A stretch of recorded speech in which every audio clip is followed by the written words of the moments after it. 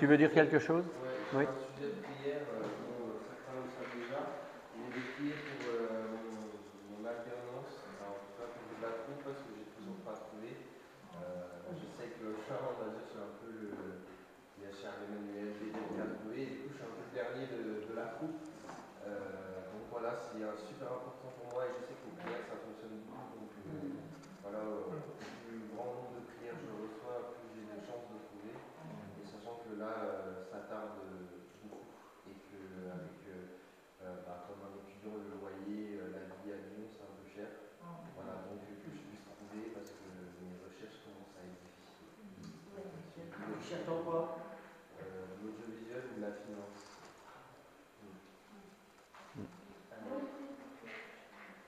Ok. En dehors des prières personnelles, est-ce qu'il y a quelqu'un qui veut prier pour cette situation? Là, tout de suite. Allez. Seigneur, notre Dieu, comme l'a dit notre petit frère, les prières marchent. Autrement dit, Seigneur, non seulement tu nous entends, mais tu nous écoutes. Et tu choisis le mieux pour nous. Alors il est vrai que nous sommes toujours pressés. Nous voudrions que, à peine nous ayons un problème, à peine il disparaît. Mais c'est notre but à nous, c'est notre timing à nous. Ce qui est important, c'est le tien.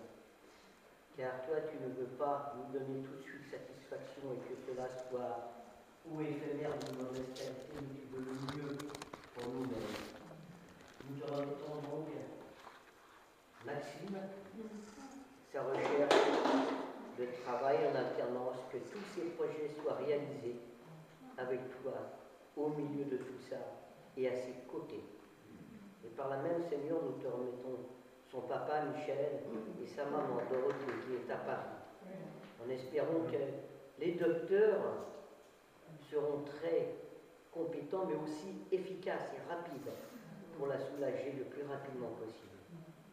Nous te remettons cette famille, mon Dieu, dans tout ton grand amour et la bonté dont nous avons parlé et chanté les hauts faits ce matin grâce à Annie. Merci, mon Dieu. Amen. Amen. Alors, je rappelle une chose, Maxime, qu'il y a peut-être eu Bédel et Charles-Emmanuel avant.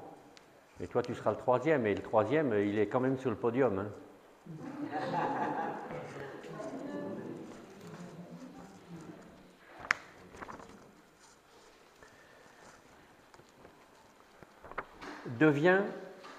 Deviens ce que tu es.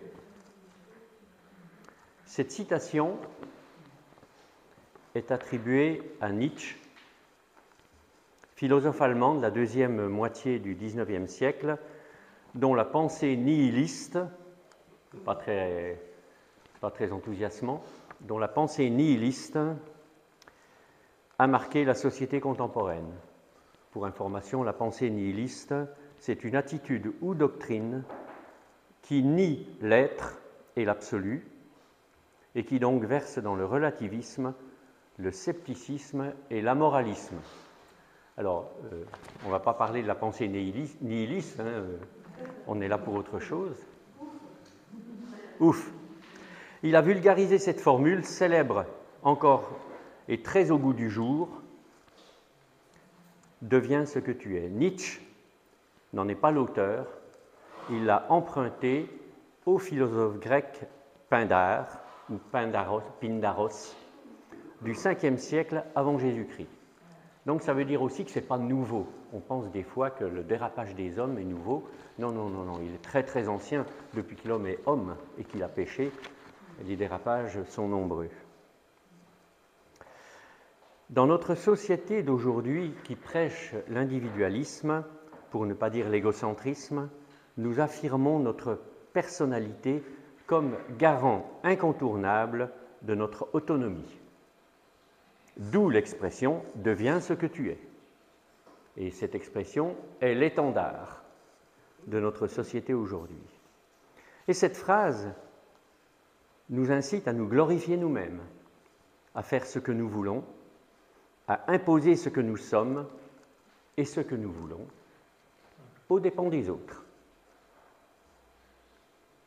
Et s'il y avait, malgré tout, une possible application biblique de cette expression? On y reviendra. Nous poursuivons aujourd'hui notre découverte du Sermon sur la montagne. Alors, comme les vacances sont passées là-dessus et ont effacé sans doute pas mal de choses, y compris dans ma tête, je rappelle simplement qu'après avoir parlé des heureux, parce qu'ils sont simples, après avoir parlé que nous sommes le sel de la terre et la lumière du monde, nous avons évoqué des situations à partir de ce leitmotiv que,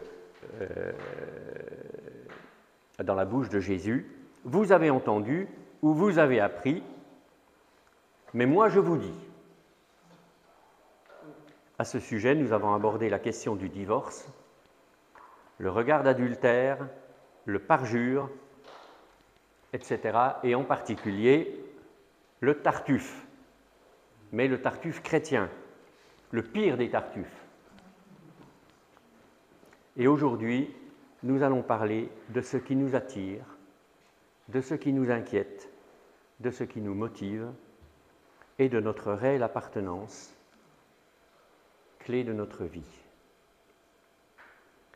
Alors, vous avez reçu un petit mail, mais comme je sais que tout le monde ne regarde pas son mail chaque jour, je me suis permis de demander à Hervé d'envoyer un petit message, voilà, pour que vous ayez la possibilité d'avoir l'information, parce que je souhaitais que ce soit principalement un moment de partage, même si moi aussi j'ai réfléchi au passage en question. Alors, ce que je vous propose, c'est qu'on va lire ensemble ce passage. Tu ne vas pas l'afficher, Michel, pour que vraiment... Alors, encore une fois, hein, souvent je le demande, si vous voulez, fermez les yeux, il n'y a aucune obligation, mais je trouve que... Bon, moi je ne pourrais pas fermer les yeux parce que je vais lire, mais fermer les yeux, ça nous concentre davantage sur ce qu'on entend. On n'est pas distrait par ce qu'on voit autour de nous.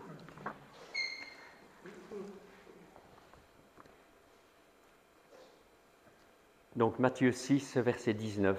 « Ne vous amassez pas des trésors sur la terre, où les mythes et la rouille détruisent, et où les voleurs percent les murs pour voler. Mais amassez-vous des trésors dans le ciel, où les mythes et la rouille ne détruisent pas, et où les voleurs ne peuvent pas percer les murs ni voler. En effet, là où est ton trésor, là aussi sera ton cœur. L'œil est la lampe du corps. Si ton œil est en bon état, tout ton corps sera éclairé. Mais si ton œil est en mauvais état, tout ton corps sera dans les ténèbres. Si donc la lumière qui est en toi est ténèbres, combien ces ténèbres seront grandes? Personne ne peut servir deux maîtres. Car ou il détestera le premier et aimera le second, ou il s'attachera au premier et méprisera le second. Vous ne pouvez pas, nous ne pouvons pas servir Dieu et l'argent. C'est pourquoi je vous dis, ne vous inquiétez pas de ce que vous mangerez et boirez pour vivre, ni de ce dont vous habillerez votre corps. La vie n'est-elle pas plus que la nourriture et le corps plus que le vêtement? Regardez les oiseaux du ciel. Ils ne sèment pas et ne moissonnent pas. Ils n'amassent rien dans des greniers et votre Père céleste les nourrit. Ne valez-vous pas beaucoup plus qu'eux? Qui de vous, par ses inquiétudes, peut ajouter un instant à la durée de sa vie? Alors, selon les traductions, c'est une coudée à sa taille. Hein. On peut traduire des deux manières. Mais c'est aussi impossible l'une que l'autre. Et pourquoi vous inquiéter au sujet du vêtement? Étudiez comment poussent les belles fleurs des champs. Elles ne travaillent pas et ne tissent pas. Cependant que je vous dis que Salomon lui-même, le grand roi Salomon, dans toute sa gloire, n'a pas eu d'aussi belle tenue que l'une d'elles. Je précise que Salomon était richissime, plus que Onassis et tous les qu'on peut imaginer. Si Dieu habille ainsi l'herbe des champs, qui existe aujourd'hui et qui demain sera jetée au feu, ne le fera-t-il pas bien plus volontiers pour vous, gens de peu de foi? Ne vous inquiétez donc pas et ne dites pas « Que mangerons-nous? Que boirons-nous? Avec quoi nous habillerons-nous » En effet, tout cela, ce sont les membres des autres peuples qui le recherchent. Or, votre Père céleste sait que vous en avez besoin. Recherchez d'abord le royaume et la justice de Dieu, et tout cela vous sera donné en plus. Ne vous inquiétez donc pas du lendemain, car le lendemain prendra soin de lui-même. À chaque jour suffit sa peine. Je vais prier.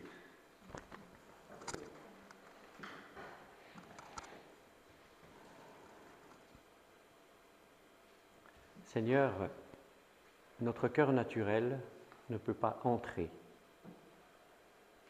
dans la pensée de Dieu, dans ta pensée. Nous avons besoin de ton esprit. Et ce matin, ensemble, nous avons besoin de ton esprit pour entrer dans ce passage. Et nous te prions, Seigneur, que tu nous conduises. Que tu nous conduises dans nos échanges, dans nos réflexions. Et que, par ton esprit, notre foi et notre détermination à te suivre premièrement et à chercher premièrement le royaume de Dieu et sa justice soit une réalité, Seigneur, dans ce qui va se passer dans nos cœurs ce matin. Alors, Seigneur, on te demande de nous bénir, parce que toi seul bénis. Merci, Seigneur. Amen.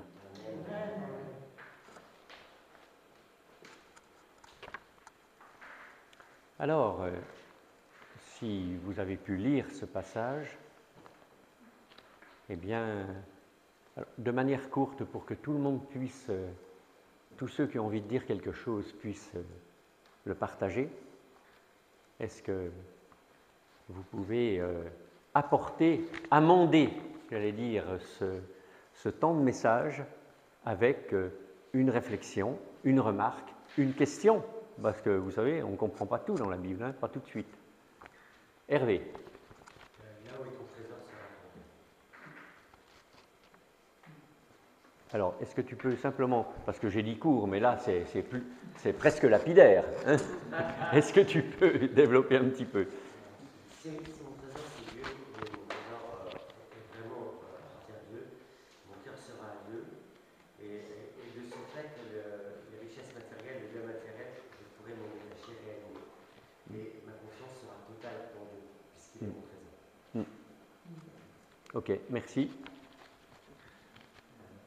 Finalement, ce passage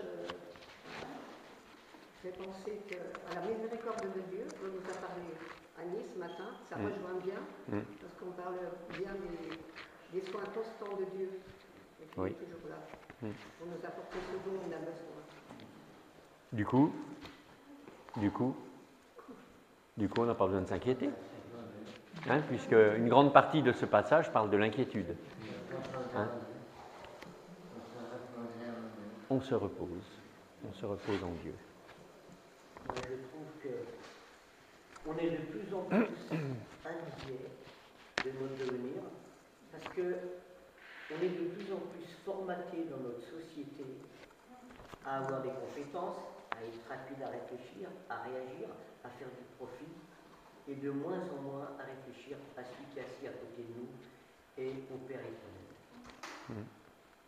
Et lisant ce passage-là, le méditant, on retrouve les vraies valeurs que Dieu nous demande, dans lesquelles on doit baigner réellement. Oui. Oui, je suis tellement d'accord avec tout ce qui a été déjà partagé. et notamment ce que vient de dire Yvon, parce que notre société, elle relaie des messages, alors c'est un grand mot qu'on utilise beaucoup aujourd'hui, des messages anxiogènes. Elle relaie des messages anxiogènes et du coup, alors ça ne veut pas dire qu'il ne faut pas regarder les informations, regardez-les mais avec comment ? Avec discernement, puis pas trop. Hein? Il y en a qui se nourrissent des informations. La pire des choses, c'est les informations continues. Hein? Je voudrais dire aussi, la télévision, moi je la regarde plus. Mais là je la regarde parce que Paralympique c'est fabuleux, mais je trouve qu'elle est contrainte. Il y a une publicité qui sort sur des jeunes qui jettent des canettes de bière et qui sont repris ludiquement pour la reprendre et la mettre à la poubelle. J'ai trouvé ça très beau. Et en même temps, la seconde d'après, on voit un athlète qui a les jambes coupées mais qui a son appareil entre ses jambes. Et puis il a tellement envie d'aller faire sa compétition, il met des coups de pied dans un casier, et le casier on le voit tout déformé. Mais les gamins qui voient ça, ils vont voir un casier n'importe où, ils vont taper dedans. Donc la société, non seulement elle nous formate, mais elle devient trop permissible. Et on perd nos valeurs du respect, on perd nos valeurs de civisme. Alors, encore pire nos valeurs que Dieu nous demande de vivre. Oui. D'autres remarques ?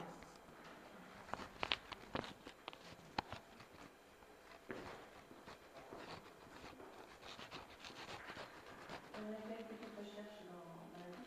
Oui. C'est la vie de la foi. Et j'ai trouvé sur le passage, elle présente une accusation contre ceux qui s'adonnent à une religion terrestre, superficielle, qui laisse leur cœur dans l'obscurité. Ouais. Donc je ne sais pas si j'ai bien compris. Si, mais c'est. En fait, le monde ne se présente pas. En fait, derrière le monde, il y a un faux Dieu. Donc c'est complètement dans le sujet aussi. Hein. C'est complètement dans le sujet. Depuis que l'homme a péché, et il est plus attiré par les faux dieux que par le vrai Dieu. D'où tous les dérapages, d'où tous les faux messages, tous les mensonges, etc., qui sont véhiculés sans arrêt. C'est complètement dans le sujet, là. Pas de souci, pas de souci. Eh bien, je vais partager avec vous mes petits commentaires. En fait, j'avais des... je peux commencer par une question, parce qu'on parle... là où est ton trésor, là aussi est ton cœur. Alors tout de suite, on pense à Dieu, on pense, etc. Mais on pourrait dire, il y a les trésors du ciel. Hein. Je pense à la petite librairie, mais c'est beaucoup plus large que la librairie. Hein, les trésors du ciel. Et puis il y a les trésors de la terre. Quels sont-ils, ces trésors de la terre? La beauté de la création, déjà. Alors oui, d'accord. Alors je ne parlais pas vraiment de ça. Mais oui, alors c'est une création de Dieu. Non, je ne parlais pas de ça non plus. Non, je parlais simplement les trésors du ciel sur un plan péjoratif. Qu'est-ce que l'homme naturel considère comme un trésor sur la terre?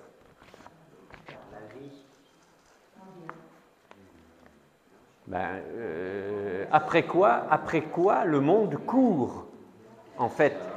Et on court après un trésor quand même, sinon c'est pas la peine de courir. Hein, tu parlais des Jeux Olympiques, le trésor de l'athlète, son trésor, son but, et le seul but qu'il a, en tout cas momentanément, c'est de monter sur le podium. Hein, ça c'est un trésor de la terre. Mais c'est un frère qu'on a connu qui est décédé maintenant, mais il disait, mais pourquoi tant d'engouement après le football? Franchement, le ballon, il restera toujours rond. Hein. Voilà, il disait ça, le ballon sera toujours rond. Alors, bon, qu'est-ce que ça va changer?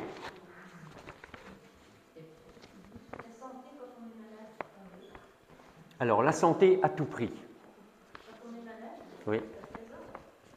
Ah, la santé, c'est un trésor, oui, bien sûr. La santé, c'est un trésor.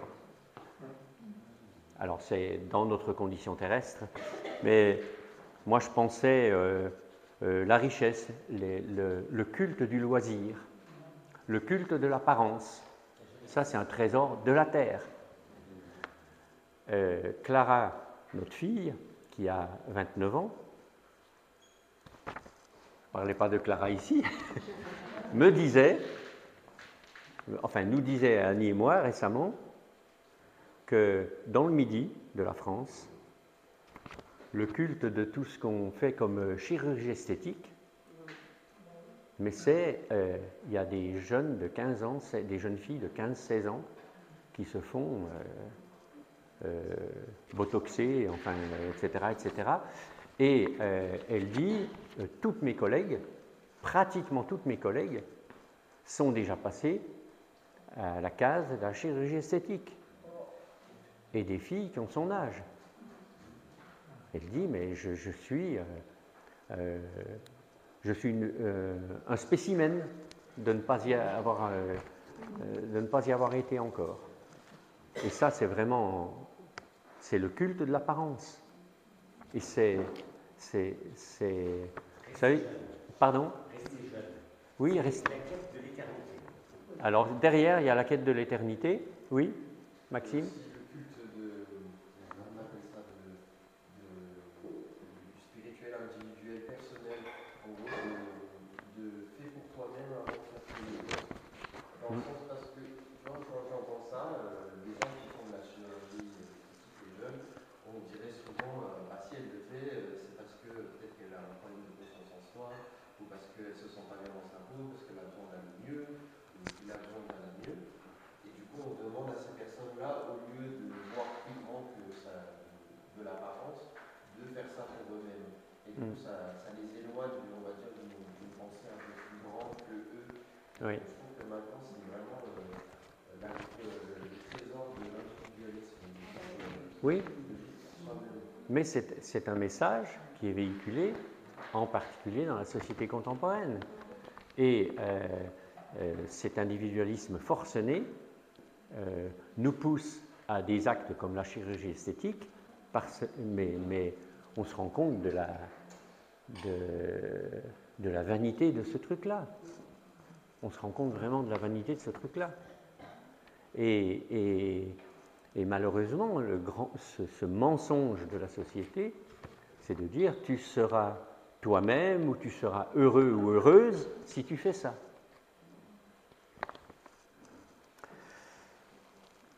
Alors, on a cité quelques trésors de la Terre. Hein. Quelles en sont les caractéristiques?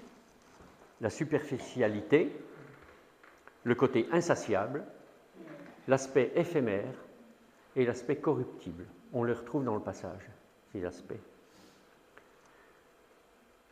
Alors, ça ne veut pas dire que dans le passage, par exemple, on parle de la nourriture, etc. Ça ne veut pas dire qu'il y a une dimension qui est légitime.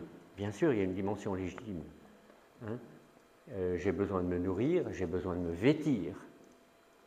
Et j'ai besoin d'avoir quelques ressources pour vivre. Mais ce n'est pas ça le problème. Hein?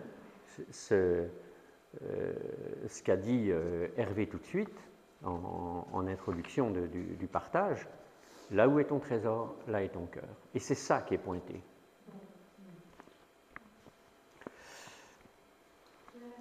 Oui. Pour les citer un peu, un souvenir, il y avait un jeune couple il y a des années qui était en train de bâtir sa maison et le mari était très content, très fier et il nous a partagé sa joie. Et tu étais là et tu lui as dit c'est très bien ce que tu fais, mais n'y mets pas tout ton cœur. Et ça m'a vraiment parlé, moi je m'en souviens un peu. Oui. J'espère l'avoir fait pour moi-même aussi. J'espère l'avoir fait pour moi-même.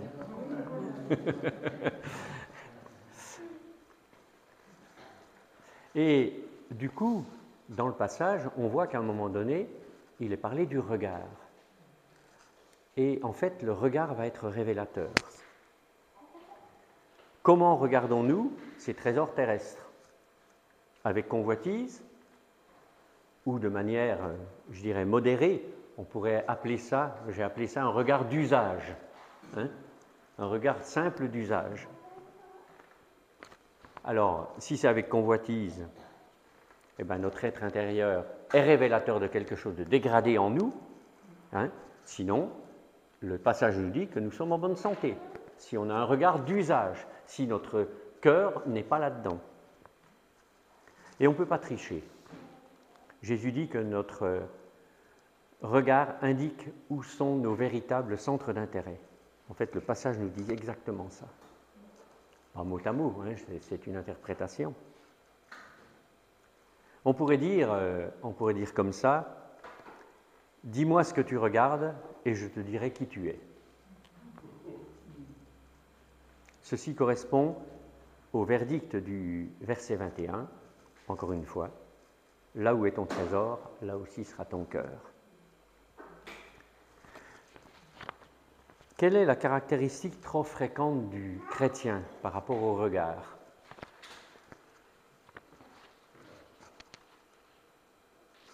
Caractéristique trop fréquente du chrétien par rapport au regard.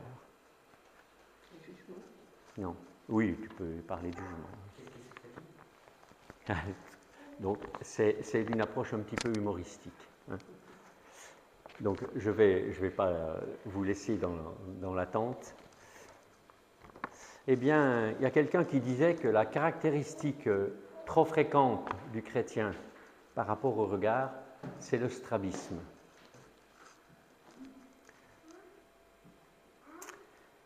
Et je vais vous lire un petit texte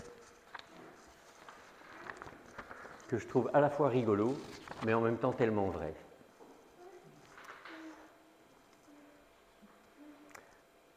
Et c'est intitulé « Servir 2 maîtres ». Donc, si je veux servir les 2 maîtres à la fois, je vais être atteint de strabisme. Hein? Je vais loucher. D'accord?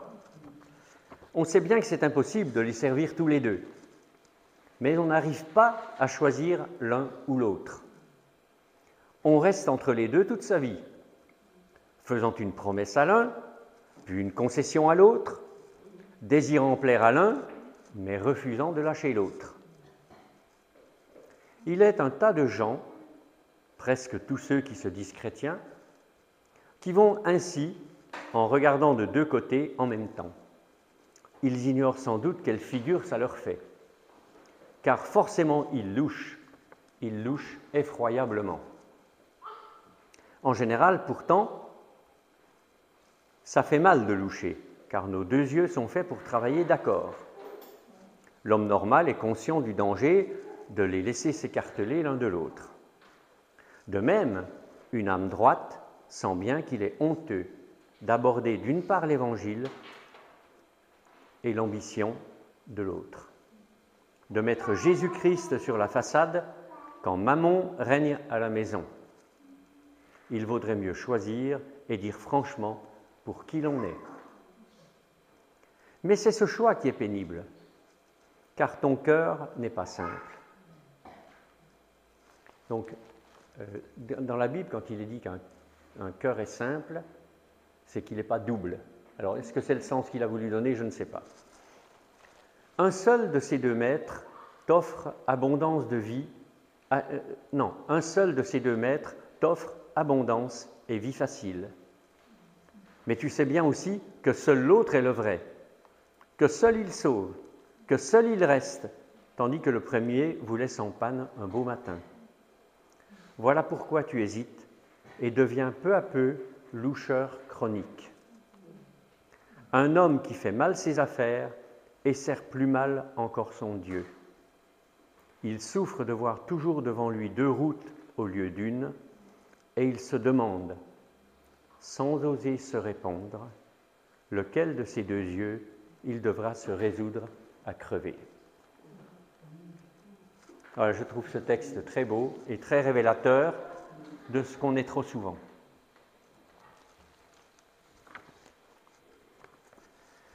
Et le verset central de ce passage qu'on a lu, c'est « On ne peut pas servir 2 maîtres ». Mais il faut qu'on se le dise et il faut que je me le dise moi aussi. Tous les jours, pratiquement, il faudrait se le dire. Je ne peux pas servir 2 maîtres, je ne peux pas servir Dieu et Mammon, le dieu des richesses.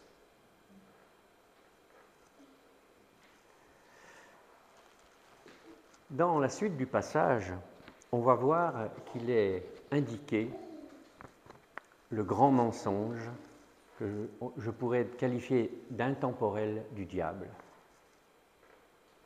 Et ce grand mensonge, il est depuis l'origine et il n'a jamais cessé. Et ce grand mensonge, c'est la crainte du manque. Il nous fait croire qu'on va manquer. Qu'est-ce qu'il a dit à Ève? Il lui a fait croire que si elle ne mangeait pas du fruit de l'arbre de vie, eh bien finalement, elle serait pas intelligente. Il lui a fait croire que si elle mangeait, alors elle serait comme Dieu, etc. Le grand mensonge du manque a commencé là et il continue. Et il ne cesse de progresser. Et la crainte du manque devient une des causes majeures, selon ce passage, qui nous pousse à servir de maître. Quand il est dit « vous ne pouvez pas servir de maître », tout de suite après il est dit « c'est pourquoi ». Donc il y a un lien direct entre ne pas servir de maître et ne pas s'inquiéter. Parce que l'inquiétude, elle va être révélatrice de l'endroit où se trouve mon cœur. Alors c'est plus difficile à identifier ça, parce qu'on pourrait dire qu'il y a, comme on l'a dit déjà ici, il y a une différence entre l'inquiétude et la préoccupation. Hein? Parce qu'il y a des choses, c'est pas parce qu'il ne faut pas que je m'inquiète que du coup j'attends le matin et je ne fais rien, en attendant que Dieu me donne tout ce qu'il m'a promis. Mais non, j'ai ma part à faire. Mais comment je la fais? Dans quel objectif je le fais? Est-ce que c'est pour amasser les greniers ou est-ce que c'est pour vivre? Et là, enfin, en tout cas moi, je me sens plutôt jugé parce que si je n'aime pas l'argent, je crois que quand même la sécurité matérielle, voilà. Oui, mais après, ça peut aboutir à un manque de confiance quand cette sécurité matérielle disparaît. Et ça, c'est toute la partie, le développement autour du fait de ne pas s'inquiéter. La crainte du manque est entretenue par les suggestions du diable et nous pousse à la recherche effrénée de la sécurité. Regardez tous les messages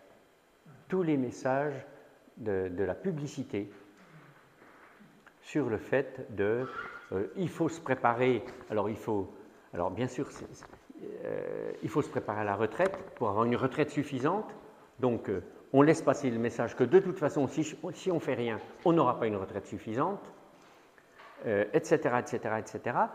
Et ça pousse à se barder de tout ce qui est possible, et on vous propose des sécurités à mettre tout autour du ventre. Regardez les sociétés d'assurance, elles vous assurent regardez la santé, tous les vaccins des fois qu'on nous propose, qui ne sont pas forcément utiles. Hein? Mais ça engraisse des sociétés, et puis on nous fait passer le message de la sécurité à travers ça. Et que si on ne fait pas ça, on est dans l'insécurité. Il faut savoir que le monde est conduit par le diable, et le diable est un menteur. Et il y a beaucoup de messages qui veulent nous placer dans l'insécurité et qui en fait deviennent un lien. Alors pas un lien, c'est pas pour ça qu'on est possédé, hein, c'est pas ça que je veux dire, mais ça devient un objectif parce qu'on croit que si on a fait ça, alors on se sentira davantage en sécurité. Et du coup, eh bien, on sera plus apaisé. Mais non, notre véritable paix, elle n'est pas dans les choses de la terre, elle est dans les choses du ciel.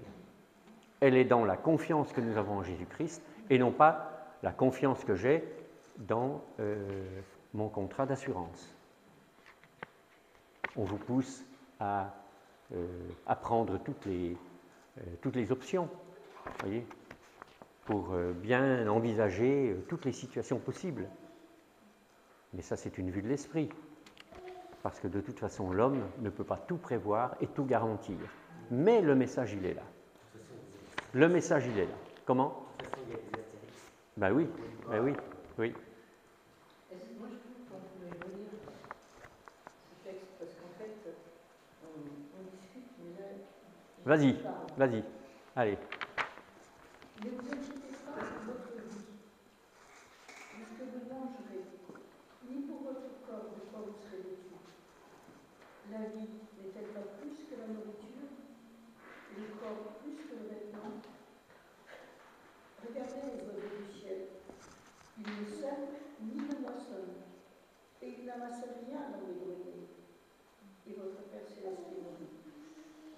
Ne valez-vous pas beaucoup plus qu'eux?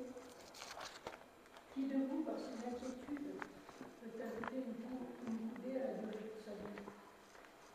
Et pourquoi vous inquiétez au sujet du vêtement? Considérez comment croissent les lys des champs. Ils ne travaillent ni ne filent. Cependant, je vous dis que Salomon même, dans toute sa gloire, n'a pas été vécu comme lui. Si Dieu voulait ainsi l'herbe des champs, qui existe aujourd'hui et qui demain sera devenue fou, ne vous vêtira-t-il pas à plus petite raison, Jean de Péléphore? Ne vous inquiétez donc point et ne dites pas que mangerons-nous, que boirons-nous, de quoi serons-nous vêtus? Car toutes ces choses, ce sont les païens qui les recherchent. Votre Père Céleste sait que vous en avez besoin. Cherchez premièrement le royaume de Dieu et la justice de Dieu. De toutes ces choses vous seront données par-dessus. Ne vous inquiétez donc pas du lendemain, car le lendemain prendra soin de lui-même. À chaque jour suffit sa peine. Ne vous inquiétez pas, ne vous inquiétez pas, ne vous inquiétez pas. Mais j'avais jamais perçu cette remarque, enfin cette expression, ne valez-vous pas beaucoup mieux qu'eux? Ça veut dire que pour Dieu, on a de la valeur. Dieu peut tout et pour lui, on a de la valeur. Mais pourquoi donc on s'inquiète? Et on s'inquiète tous. Hein? On se fait mordre par l'inquiétude et alors qu'on devrait se reposer avec toutes ces promesses. Je pense que l'équilibre qui est difficile à trouver, c'est qu'on ne doit pas être attentiste non plus. Il y a une expression là, que j'ai recitée il y a longtemps à une de mes filles. C'est « Faites tout comme si tout ne dépendait que de vous et priez comme si tout ne dépendait que de Dieu. » Ça veut dire qu'on a quand même, Dieu nous a laissé quand même des choses à faire. Hein, il dit celui qui ne travaille pas ne mange pas non plus.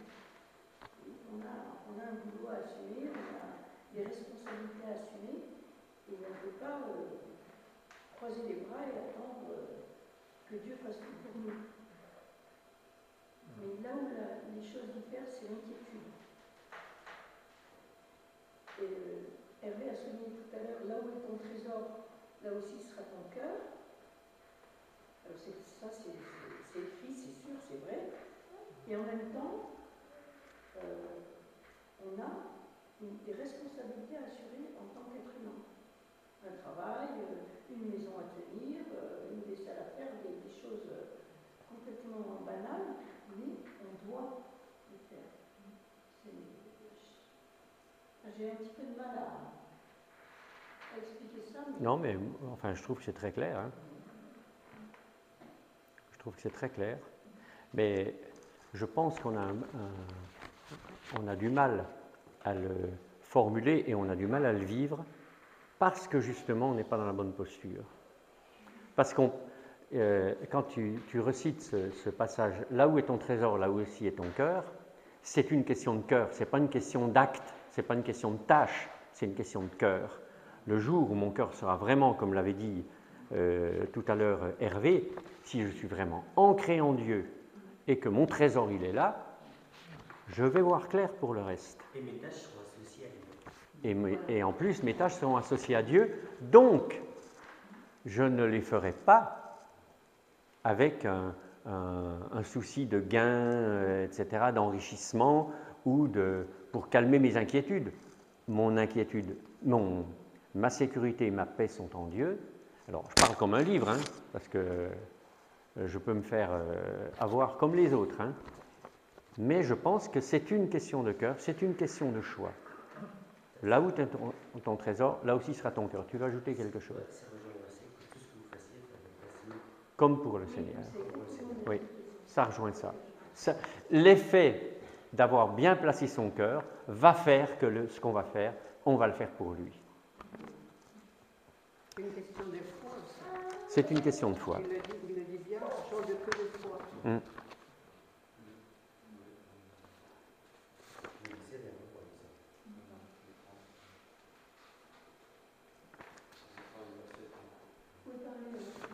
Oui.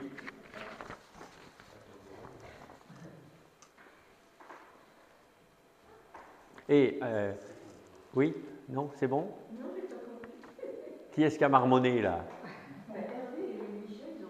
Ils ont marmonné tous les deux. Mais qu'est-ce que c'est que cet aparté là? Je lui ai dit que c'est l'esprit qui murmure.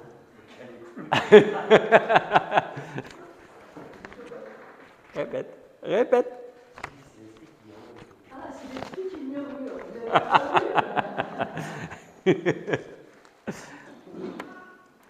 Alors, en fait, si notre cœur est bien placé, nous aurons confiance en notre Père Céleste qui a soin de nous, nous apporte la paix et nous fait cesser cette quête fiévreuse de la sécurité en dehors de lui. Il est dit dans première lettre de Pierre au chapitre 5, « Rejetez sur lui tout votre souci, car il a soin de vous. Soyez sobres, veillez. Votre adversaire, le diable, comme un lion rugissant, rôde autour de vous, cherchant qui il pourra dévorer.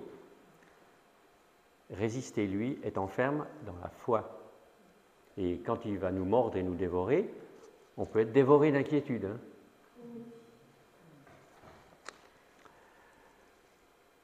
Et puis l'affirmation, mais ça, je viens de la dire, votre Père Céleste sait de quoi vous avez besoin et il nous aime. C'est notre Père et il nous donnera des bonnes choses.